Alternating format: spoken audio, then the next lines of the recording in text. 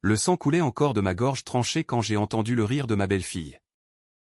Ce ricanement strident qui résonnait comme un glas dans l'appartement parisien où j'avais tout sacrifié. J'étais morte. Étouffant dans une mare poisseuse sur le parquet ancien du Marais. Mais au lieu du néant, une lumière blanche m'a aveuglé et soudain. L'air frais d'un matin d'octobre m'a giflé. Mon corps jeune. Intact. Pulsant de vie dans le même lit où tout avait commencé 10 ans plus tôt. Paye un loyer ou dégage, a exigé ma belle-fille. J'ai souri. Un SUV noir s'est arrêté devant la fenêtre. Et j'ai su, cette fois. Ce serait eux qui saigneraient. Je m'appelais Élise Moreau. Du moins c'est le nom que je portais avant que la trahison ne me dépouille de tout. Y compris de ma vie. Ce matin-là. En me réveillant dans mon corps de 30 ans mince. Athlétique. Avec ses cicatrices invisibles des nuits solitaires à trimer comme avocate junior dans un cabinet du boulevard Saint-Germain. J'ai senti une nausée familière monter. Pas celle de la gueule de bois. Non, celle de la mémoire gravée dans les os. J'ai roulé sur le côté. Et là. Sur la table de nuit. Le même réveil digital clignotait, 7h42. 15 octobre 2015. La date. Celle où tout avait basculé. 10 ans avant ma mort. Ou plutôt. 10 ans dans le futur que je venais de quitter dans un hurlement étouffé. Paris s'éveillait dehors. La Seine murmurait sous les ponts comme une complice muette. Et l'odeur de croissant frais montait de la boulangerie en bas. Mais moi. Je n'avais Dieu que pour le reflet dans le miroir de la salle de bain, mes yeux verts. Encore innocent. Pas encore hanté par les mensonges de François. Mon mari, ou devrais-je dire mon bourreau. François Duval. L'homme charmant aux tempes grisonnantes précoces. Le galeriste à succès qui m'avait séduite avec ses discours sur l'art abstrait et les dîners aux chandelles place des Vosges. Et sa fille. Camille. Cette vipère de 25 ans à l'époque. Qui me haïssait depuis le premier jour parce que j'osais occuper la place de sa mère défunte.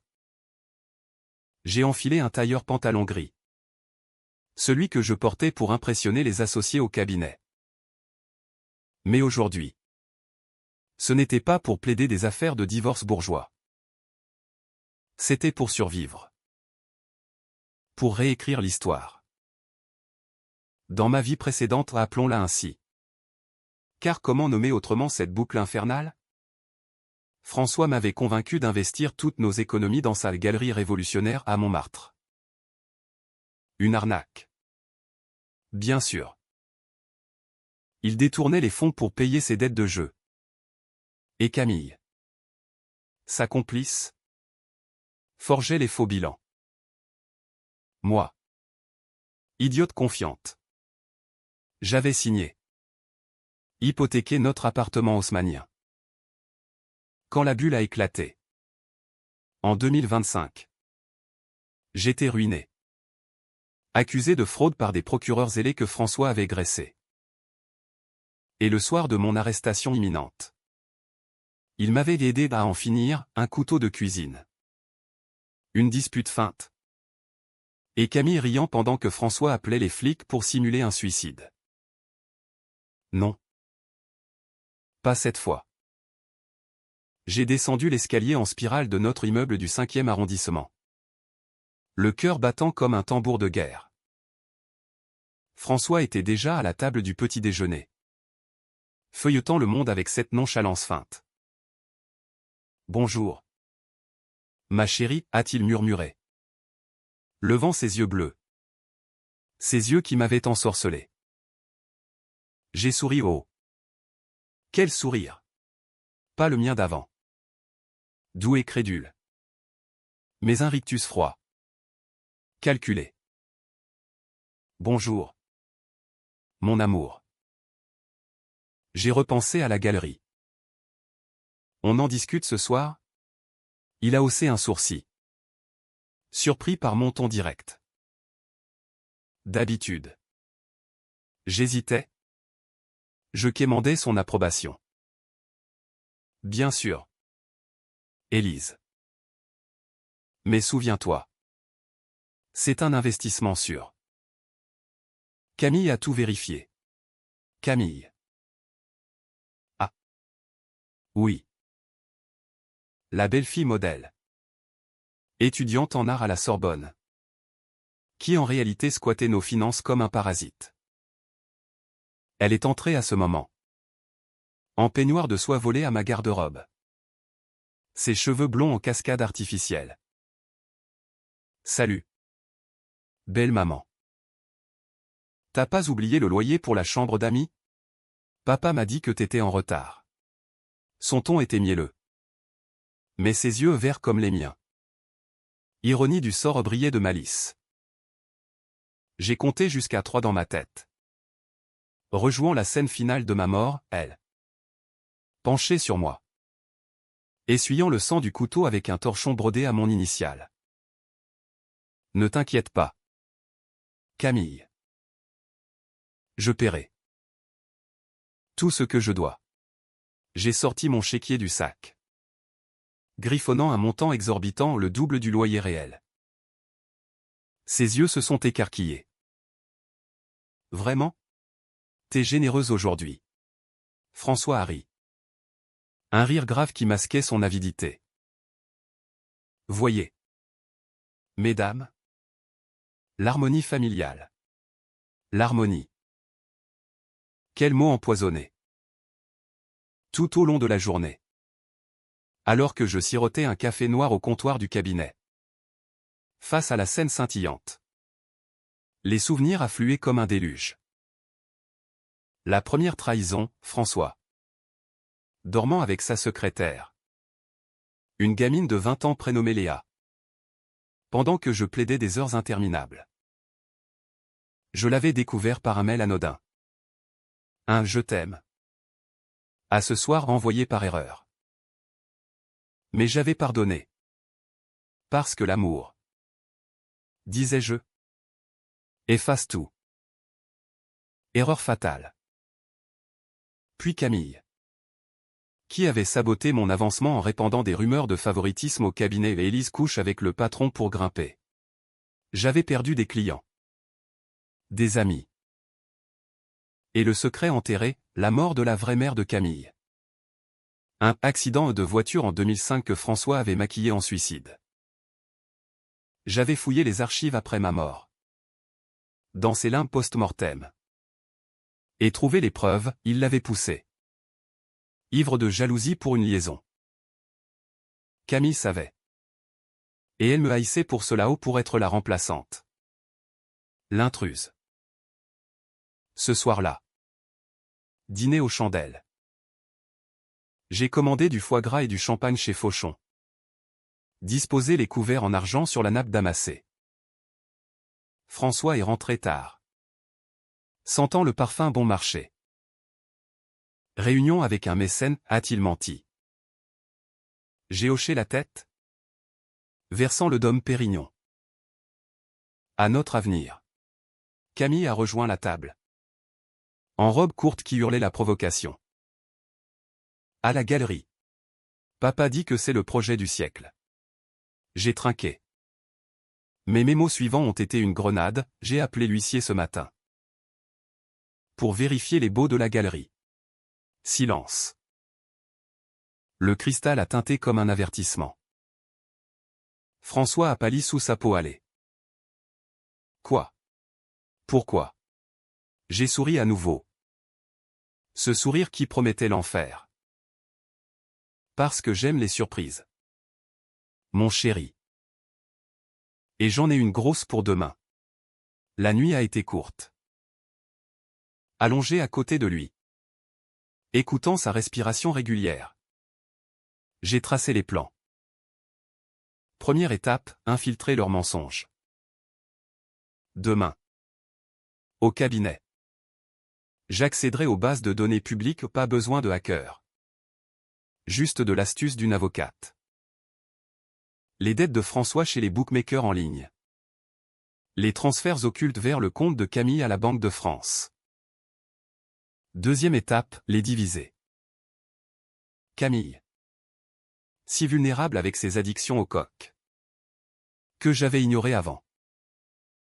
Un appel anonyme à son dealer. Et hop. Une dette qui l'étoufferait. Mais au lever du soleil. Alors que la brume enveloppait Notre-Dame. Un bruit de moteur a grondé en bas. Un SUV noir. Immatriculé à Paris.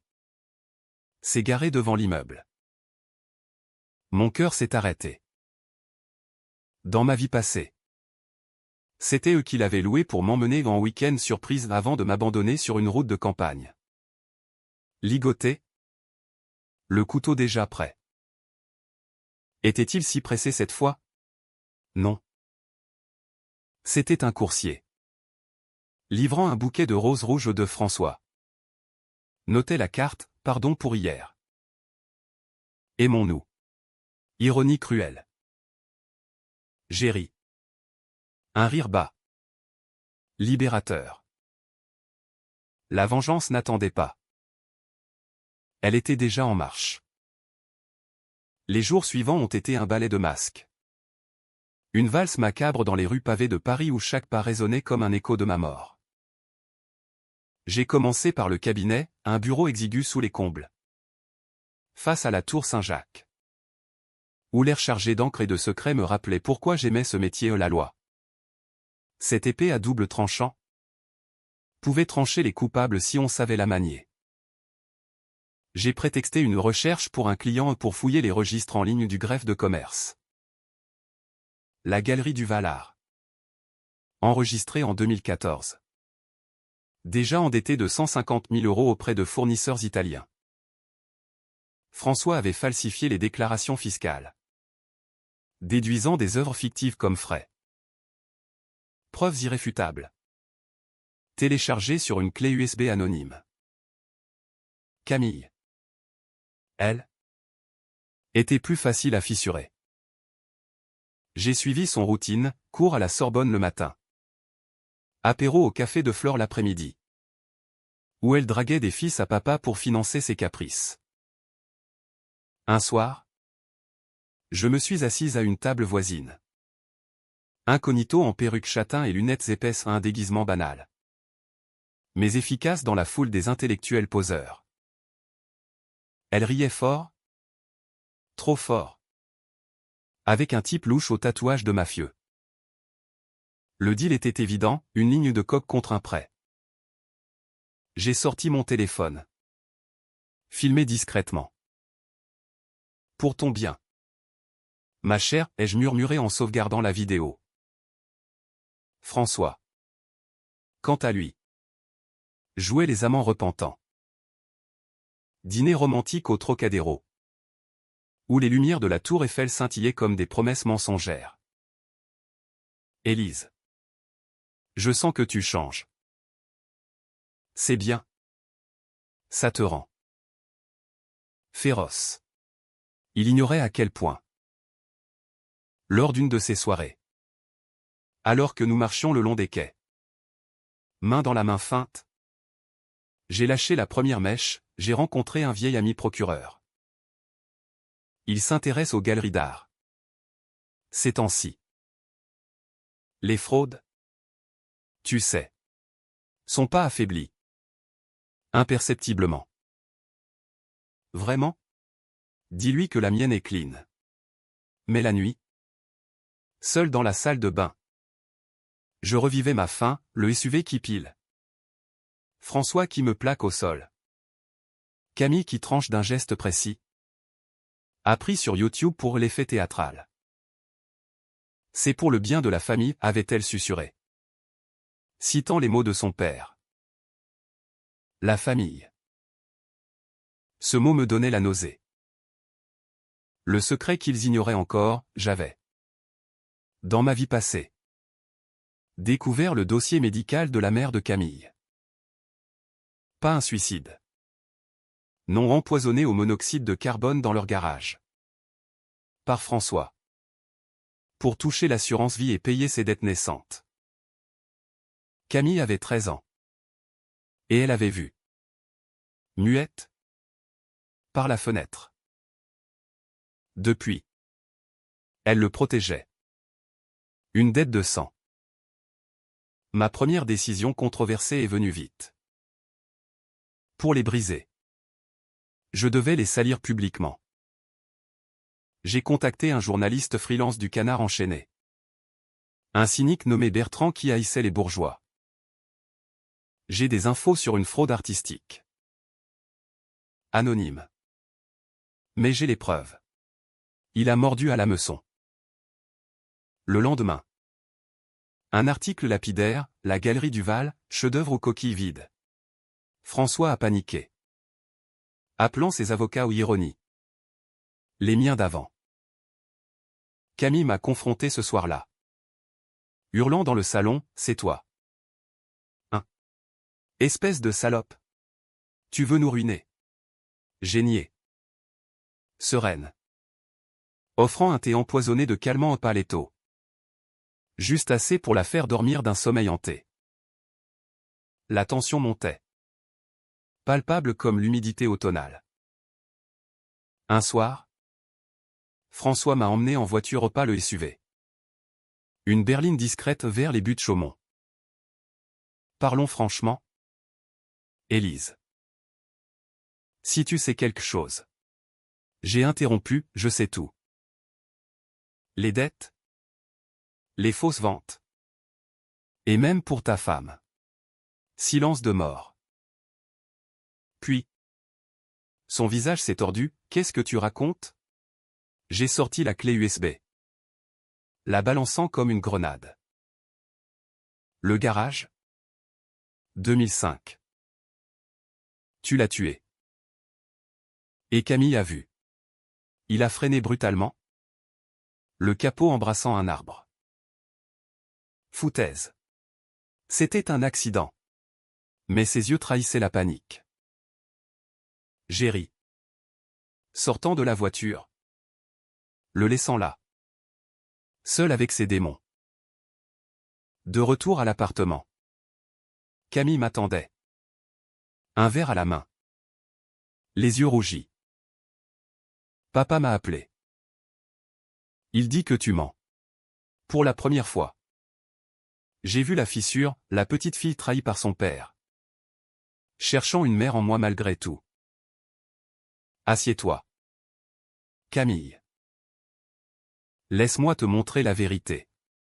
Je lui ai projeté les scans des dossiers médicaux obtenus via un contact au tribunal. Un risque calculé.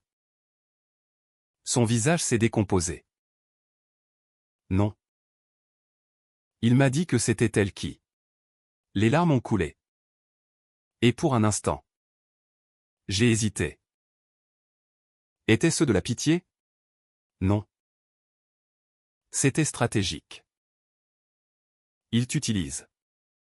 Comme il m'a utilisé. Joins-toi à moi. Ou péris avec lui. Elle a claqué la porte. Mais le doute était planté. La graine de la discorde. Pendant ce temps. Paris bruissait de rumeurs. Le Canard avait ouvert les vannes, Libération suivait. Les créanciers appelaient. Les expositions annulaient. François rentra ivre un soir. Me plaquant contre le mur, espèce de traîtresse. Tu vas payer. Sa main s'est levée. Mais j'ai esquivé. Le repoussant d'un coup de genou précis, appris en self-défense post-mortem. Dans mes rêves de vengeance. Pas cette fois, ai-je sifflé. Il s'est effondré. Pleurant, je t'aime. Élise. C'était pour nous. Mensonge. Mais il ouvrait la porte à la phase 2, l'appât. J'ai feint le pardon. L'invitant à un nouveau départ dans notre maison de campagne en Normandie. Camille viendrait aussi. Pour guérir, ai-je dit. Ils ont mordu. Épuisés par le scandale. Le voyage.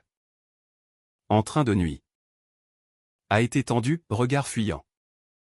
Silence lourd comme la pluie battant les vitres. À l'arrivée. La maison isolée. Entourée de champs brumeux. Respirer le piège parfait.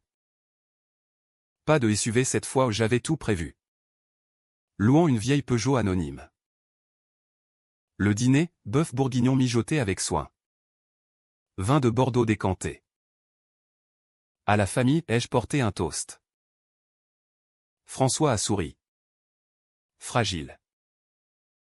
Camille. Pâle. A bu en silence. La nuit tombait. Alors que la lune filtrait par les volets. J'ai entendu les pas. François. Descendant à la cave pour un dernier verre. Parfait. J'ai suivi. Le couteau de cuisine le même. Aux ironies en main. Mais pas pour tuer. Pas encore. Élise, a-t-il murmuré dans l'obscurité. J'ai allumé, c'est fini. François. Confesse-toi. Il a nié. Supplié. Puis attaqué. Le combat fut bref, je l'ai ligoté à une chaise. Le bâillonnant avec un chiffon. Demain. La police. Mais d'abord. Camille doit savoir. Elle est entrée. Attirée par le bruit. Et a vu son père. Brisé. Les preuves étalées. Le twist familial, elle a hésité.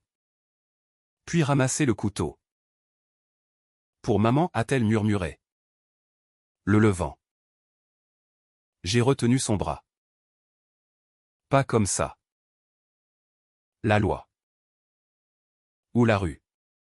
Le choix controversé, l'a laissé choisir. Elle a pleuré. Puis hoché la tête. Allié fragile. Le retour à Paris fut un cortège funèbre masqué en rédemption. François. Drogué au somnifère pour le voyage. Marmonnait des confessions incohérentes dans son sommeil. Camille. Assise en face de moi dans le TGV bringue-ballant. Fixait la fenêtre où défilaient les lumières de banlieue comme des fantômes.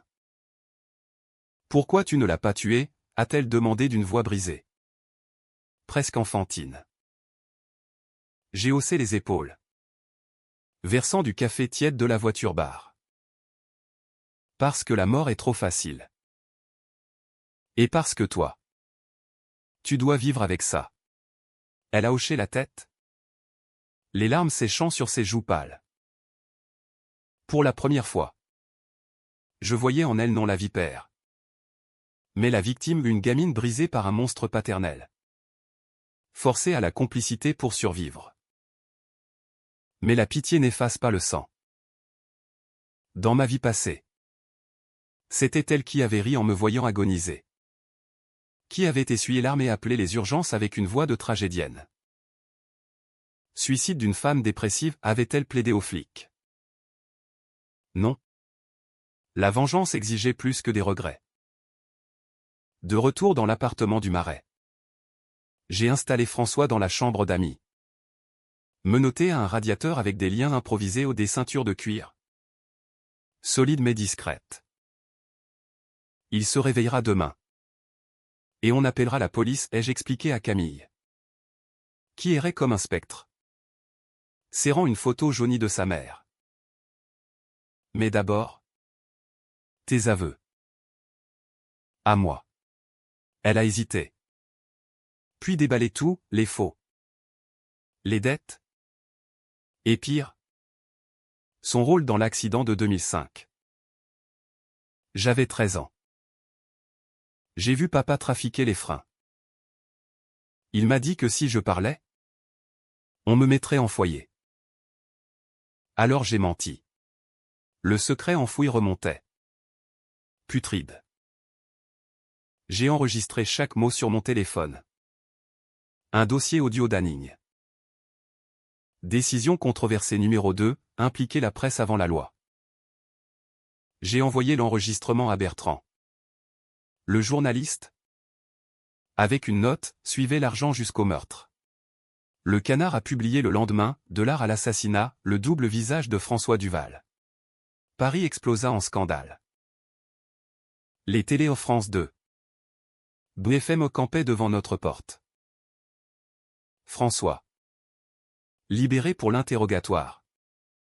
Hurla son innocence aux caméras. Mais les preuves l'écrasaient. Camille. Sous ma tutelle forcée. Devint mon pion. Je l'ai inscrite en thérapie ou une psy libérale près de l'opéra. Spécialisée en traumas familiaux mais en réalité. Pour la garder sous surveillance. Tu témoigneras contre lui, lui ai-je ordonné un après-midi pluvieux. Alors que nous marchions sous les arcades de la rue de Rivoli. Où je balance ta vidéo du Flore. Chantage pur. Immoral, mais efficace. Elle acquiesça. Les épaules voûtées. Et si je refuse? Tu finiras comme moi, ruiné. Seule. Morte. Les nuits étaient pires.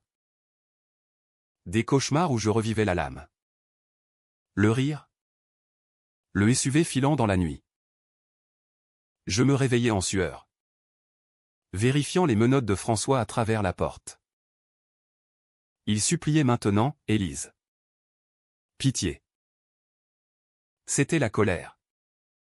Pour l'argent. Je t'aime encore. Mensonge. Mais il me servait. J'ai extrait de lui les détails, les amants multiples. Les pots de vin à des juges pour étouffer l'affaire de sa femme. Même un lien avec un réseau de blanchiment via des galeries rivales à Pigalle.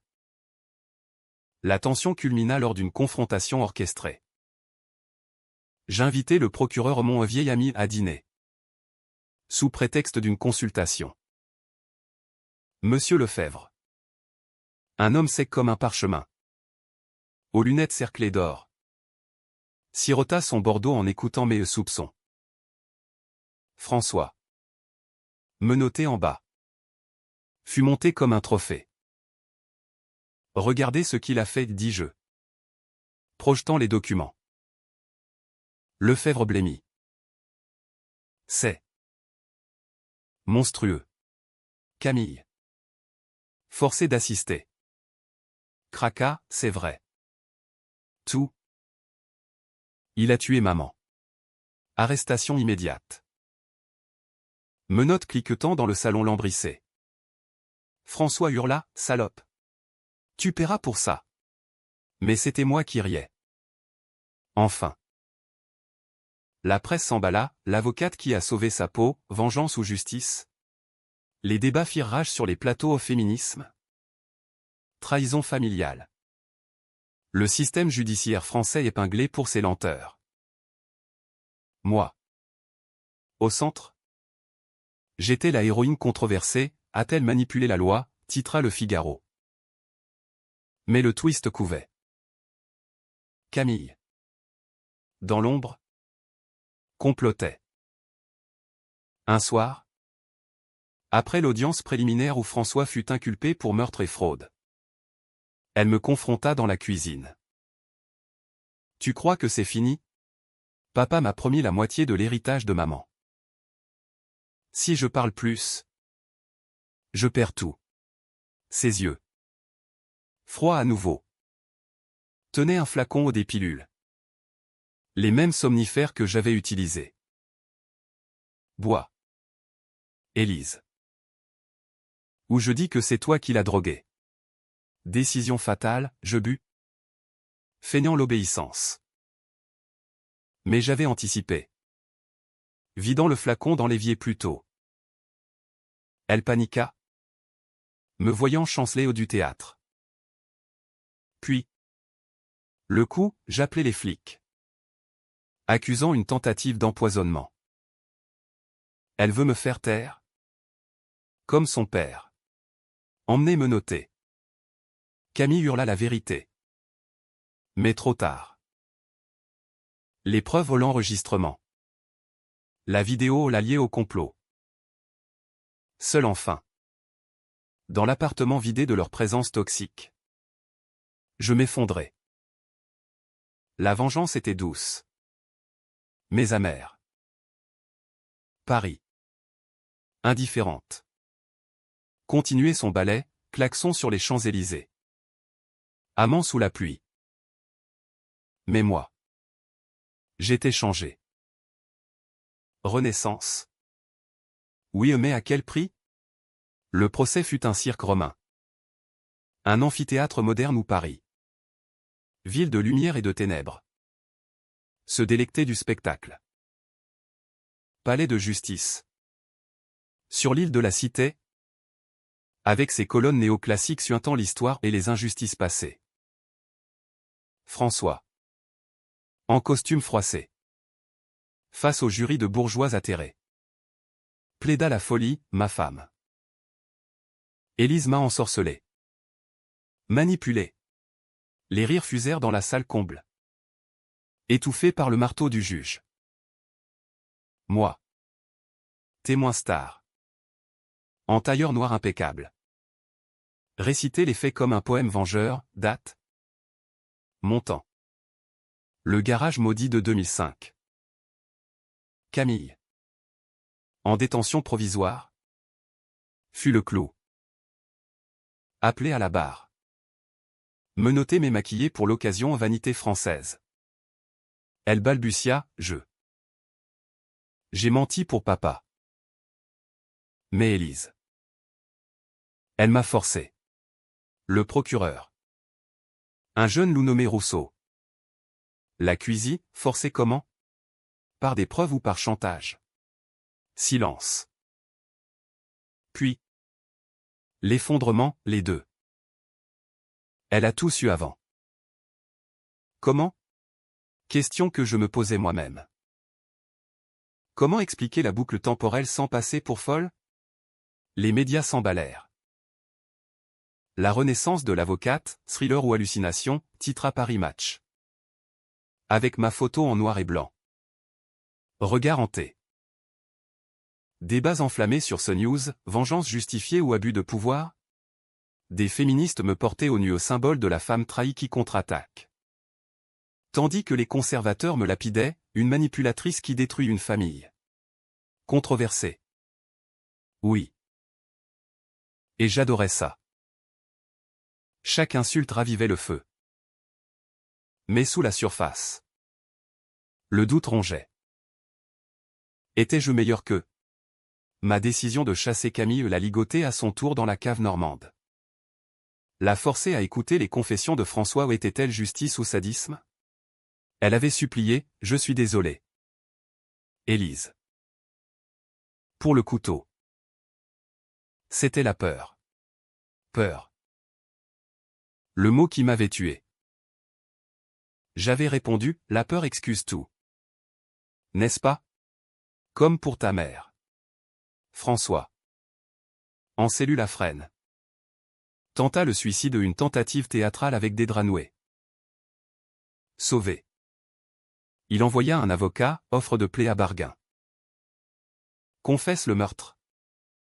Et je réduis la fraude. J'acceptais. Non par clémence.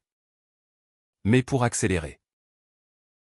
Le verdict tomba un matin de printemps 2016, perpétuité pour homicide. 20 ans pour fraude. Camille. Complice mineur à l'époque du meurtre. Écopa de 5 ans avec sursis. Plus thérapie obligatoire. Pour la société, tonna le juge. Libérée. Elle me traqua. Un soir, sous la pluie battante place Vendôme. Elle surgit d'une ruelle. Parapluie en main comme une arme. Tu as gagné. Mais je sais ton secret. Tu n'es pas la même Élise. Tes yeux. Ils ont vu la mort. Frisson. Était-ce possible? Avait-elle perçu la fracture temporelle? Dégoise. Et tu retournes en tôle, menacé je. Elle rit. Amère, non. Je pars. À Lyon. Nouvelle vie. Mais souviens-toi, la vengeance bouffe l'âme. Elle disparut dans la nuit, laissant un vide étrange. Victoire. Mais Pyrrhic. Le cabinet me promut partenaire. Les clients affluèrent à faire de divorce. Ironie, mais les nuits solitaires ramenèrent les ombres. Rêve où François me serrait la gorge. Camille riait. Et moi, je me noyais dans la Seine. Non morte, mais vivante dans l'enfer. Puis, le twist, une lettre anonyme. Postée de Provence. Élise. Tu crois avoir gagné? Regarde le coffre de la galerie. Je m'y rendis. Sous haute sécurité maintenant saisi par l'État. Le coffre. Béant, non d'étoile. Mais des documents. Mon nom. En haut, Élise Moreau. Née 1985. Fille illégitime de mon père. Un nom inconnu, Henri Lefebvre. Le procureur. Mon ami. Choc. Dans ma vie passée, j'avais ignoré les rumeurs familiales ou une mère célibataire. Un amant puissant. Mais ici, les preuves, test ADN falsifié. Chantage pour mon silence. Lefebvre m'avait promu non par amitié, mais pour me garder proche. Étouffer le scandale. Et François? Il savait. Pour te protéger, avait-il murmuré une fois. Ivre. Non, pour me contrôler. Comme une pièce dans leur échiquier. La trahison s'élargissait. Un gouffre. Étais-je leur marionnette depuis le début? Décision ultime. Controversé, confronter Lefebvre. Dîner au Fouquet's. Sous les marronniers en fleurs. Père, dis-je en posant les papiers. Il pâlit. Le verre tremblant. Élise. C'était pour ton bien. Ta mère voulait l'avortement. Mensonge. Il avait payé pour mon silence. Financé mes études via des fonds occultes, les mêmes que François blanchissait. Tu m'as vendu, accusai-je. Il supplia, laisse-moi réparer. Offre, héritage. Influence. Je refusai.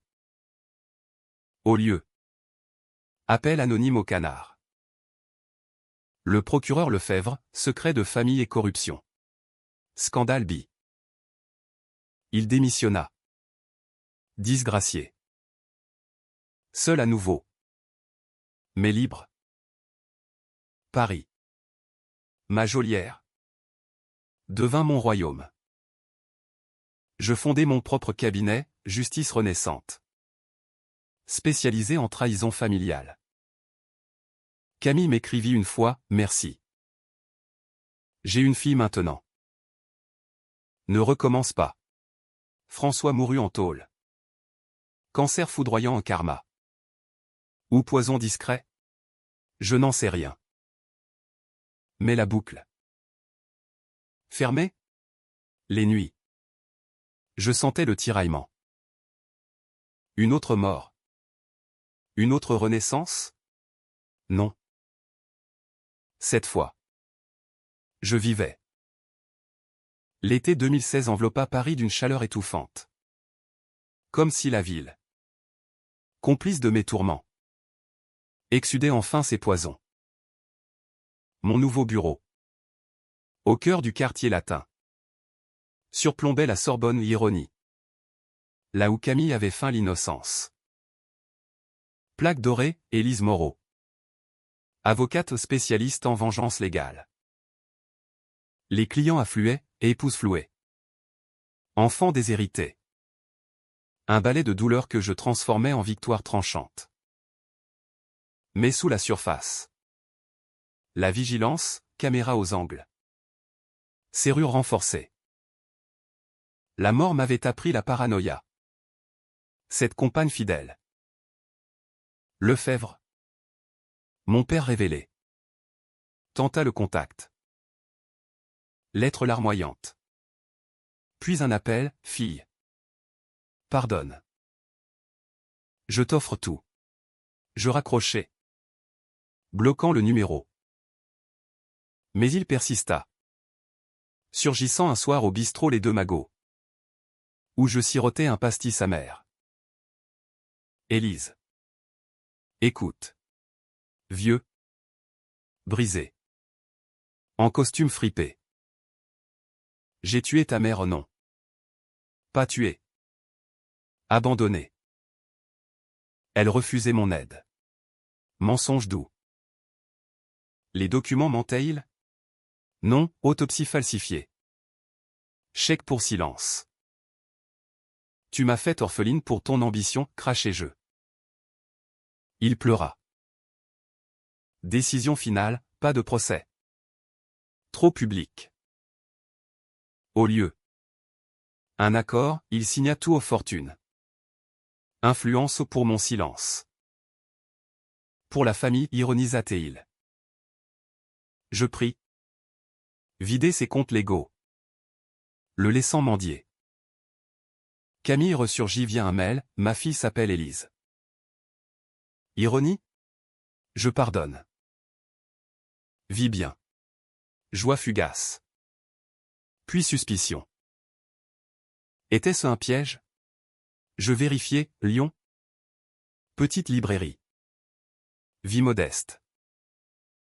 Pas de menace. Peut-être la boucle nous avait-elle changé toutes. Le climax vint inopiné. Un soir doux. Orage sur la Seine. Un SUV noir le même. Immatriculé 75 Pilat devant mon immeuble. Cœur en vrac. Je saisis le spray au poivre. Portière ouverte, pas François.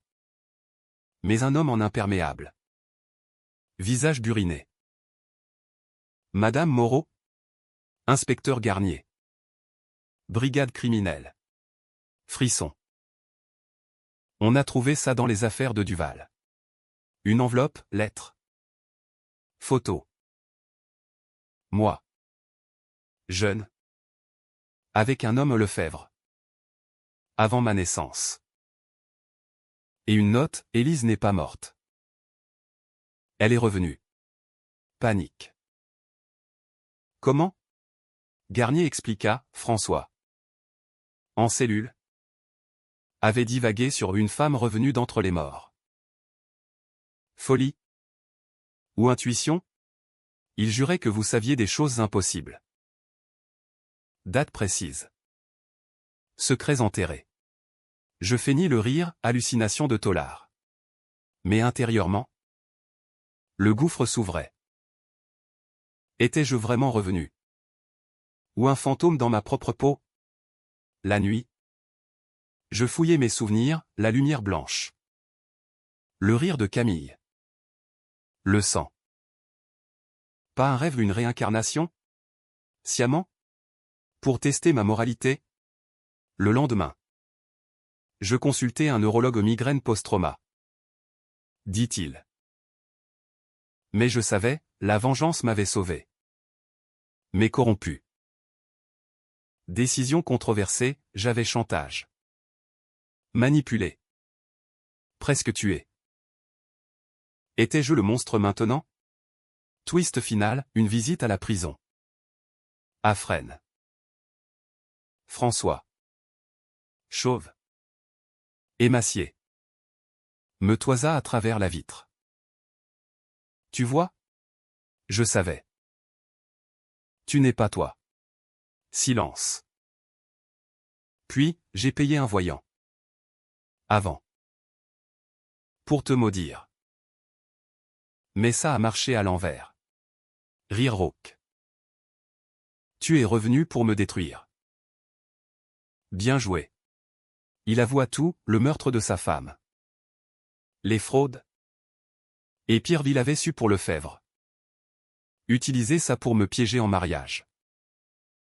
Pour l'argent de ton père. Choc.